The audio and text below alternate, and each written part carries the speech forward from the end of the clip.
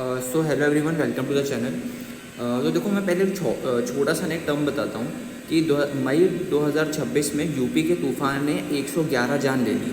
हालांकि 34 करोड़ मतलब 34 करोड़ अलर्ट पहले से भेज दिए थे। Waiting for the storm editorial बताता है कि इंडिया का असली खतरा मौसम नहीं बल्कि हमारी तैयारी की कमी है। तो इसी के अकॉर्डिंग हम पूरा ये जो एनालिसिस करेंगे एडिटोरियल का, तो स्टार्ट करते हैं। Waiting for the storm on whether events India's vulnerability. तो देखो, अब इसका मतलब है कि तूफ़ान का इंतज़ार, मौसम की घटनाओं पर भारत की कमज़ोरी। 19 में the Hindu, despite the predictability of weather events India remains vulnerable.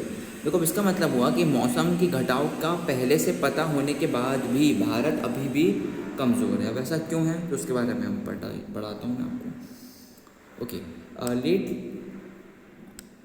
Late last week, a passive pre-monsoon weather system barreled into UP, Uttar Pradesh, bringing a compound of thunderstorms, dust storms, lightning, heavy rain, and thunder quakes to multiple districts at once.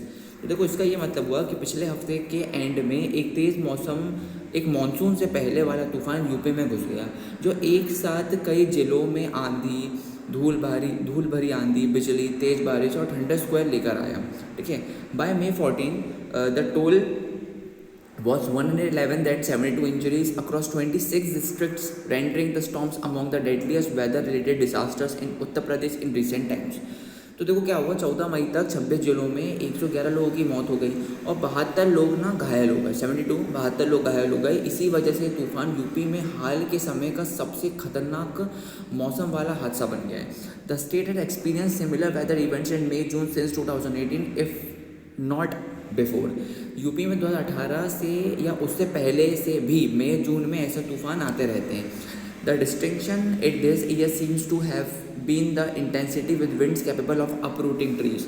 देखो, इस साल फ़र्क सिर्फ इतना था कि तूफान बहुत तेज था, हवा से पेड़ तक एक तरह से उखड़ गए थे।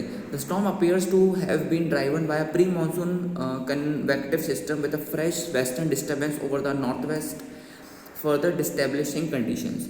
देखो, ये तूफान जो था मानसून से पहले वाले सिस्टम की वजह से आया और उत्तर पश्चिम में नए वेस्टर्न डिस्टर्बेंस ने मौसम को और ख़राब कर दिया था। The India meteorological department IMD had issued thunderstorm and lightning alerts before the events and the Uttar Pradesh government reportedly issued more than 34 crore red and orange alert message via the Sachet portal. तो देखो, IMD मतलब India meteorological department ने तूफान और बिजली गिरने के alert पहले ही दे दिए थे। यूपी सरकार ने SACHET सचेत पोर्टल से 34 करोड़ से ज़्यादा रेड और ऑरेंज अलर्ट वाले मैसेज भी भेज दिए थे। However it is not clear whether this warnings were sufficiently geographically precise or reach that their intended beneficiary in time, and in fact if they are simply warned of impending adverse weather or carried instructions for people to act on.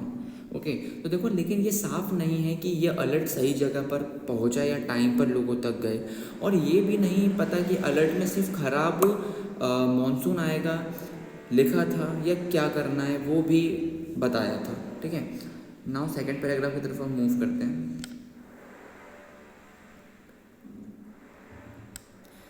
Okay, indeed advance preparation is pertinent for 2 reasons. देखो, असल में पहले से तैयारी करना 2 वजह से ज़रूरी है।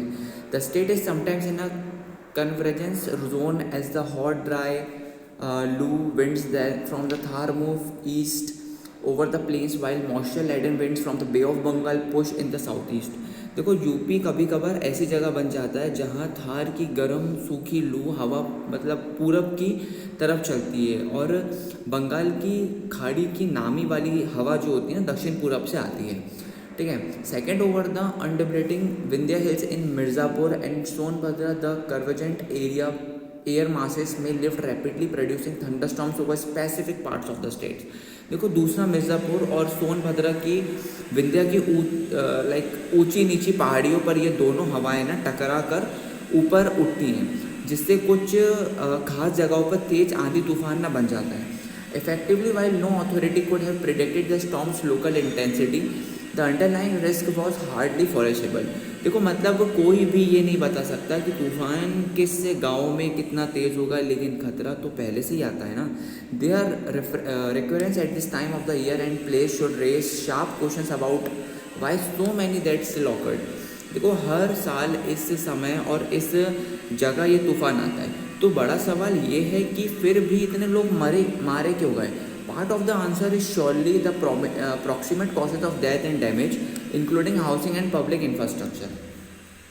इसका ये जवाब है, घर और सरकारी बिल्डिंग ही कमज़ोर हैं, इसी वजह से मौत और नुकसान ना देखने को मिलते हैं। उत्तर प्रदेश है the large number of structural vulnerable rural and pre urban house. देखो यूपी में गांव और शहर के आसपास बहुत सारे ऐसे घर हैं जो कमज़ोर हैं और जल्दी टूट सकते हैं। If a storm strikes at dusk or later people are often indoors or resting under fragile roofs. देखो अगर शाम या रात के तूफान आता तो लोग घर के अंदर या कमज़ोर छत के नीचे सोते हैं।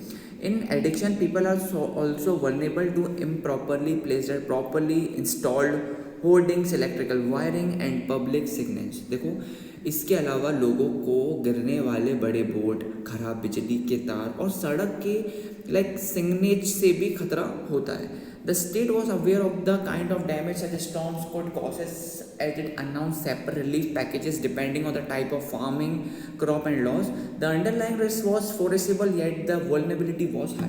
तो देखो लास्ट में मैं आपको एक चीज़ बताता हूँ, सरकार को पता था कि ऐसे तूफान से नुकसान होता है, तभी उसने खेती फसल और नुकसान के हिसाब से अलग अलग ना मदद देने के एक तरह से ऐलान कर दिया गया था। खतरा पहले से पता था, फिर भी लोगों की कमज़ोरी बहुत ज़्यादा थी। तो ये था पूरे टॉपिक का एक ब्रीफ डिटेल। अब इसी टॉपिक से हम कुछ 5 इंपॉर्टेंट करंट अफेयर्स भी कवर कर लेते हैं, क्योंकि कॉम्पिटिटिव एग्जाम्स में मोस्ट ऑफ द पार्ट जो होता है वो एडिटोरियल से देखने को मिलेगा, और जितनी करंट न्यूज़ पढ़ोगे उतने करंट अफेयर्स प्रॉपर तरीके से दे पाओगे। अब बात करते हैं आगे जो इम्पोर्टेंट करंट अफेयर्स हैं उनके बारे में। Okay, so what was the that toll in Uttar Pradesh by May 1426 due to the pre-monsoon weather system। तो देखो अब ये क्वेश्चन क्या बोल रहा है कि 14 मई 2026 तक यूपी में प्री मानसून तूफान से कितने लोग मारे गए थे। तो ऊपर पूरा रिकॉर्ड मैंने आपको ऑलरेडी बता चुका था, इसका आंसर है 111। तो देखो 14 मई तक यूपी के 26 जिलों में, याद रखना 26 जिलों में 111 लोगों की मौत हुई। ये हाल के समय का सबसे बड़ा मौसम वाला हादसा बन गया है। Okay, next.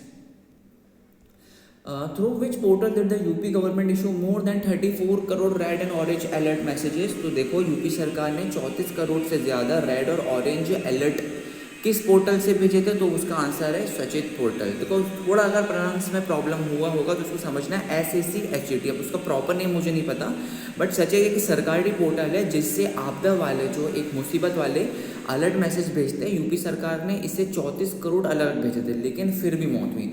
देखो अब ये मौत का ना, अगर मैं अपना एक पर्सनल ओपिनियन हूँ, देखो कभी कभार लोग इन अलर्ट्स को इग्नोर भी करते हैं, क्योंकि इतने ज़्यादा मैसेजेस हमें देखने को मिलते हैं अपने फ़ोन्स पे कि हम कभी उन चीज़ को प्रॉपर देख भी नहीं पाते।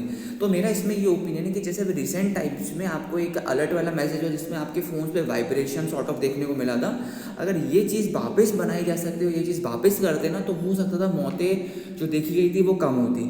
क्योंकि बहुत सारे लोग ऐसे हैं जिनके पास फ़ोन्स होता है बट उनको ये चीज़ पता ही नहीं होती कि मैसेज क्या आया है, वो हिंदी इंग्लिश में भी समझ नहीं पाते हैं। तो अगर इस चीज़ को और प्रॉपर तरीके से देखा जाता तो हो सकता था कि जो 111 मौतें हमें देखने को मिली हैं वो उसमें से थोड़ी कम मौतें यार ना भी होती अगर प्रॉपर एक अपडेटेशन प्रोसेस देखने को मिलता। Okay, now the third one.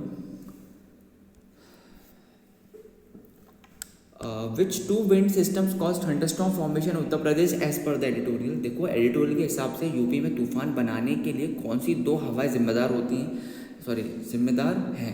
उसका जो आंसर है वो है loo from Thar and moist winds from Bay of Bengal. ये भी मैंने ऊपर वाले पैराग्राफ में पढ़ाया था। थार की गर्म सूखी लू हवा और बंगाल की खड़ी की नमी वाली हवा जब यूपी में टकराती है तो एक जोन बनता है, इससे तूफान आता है। ठीक है, फोर्थ वन।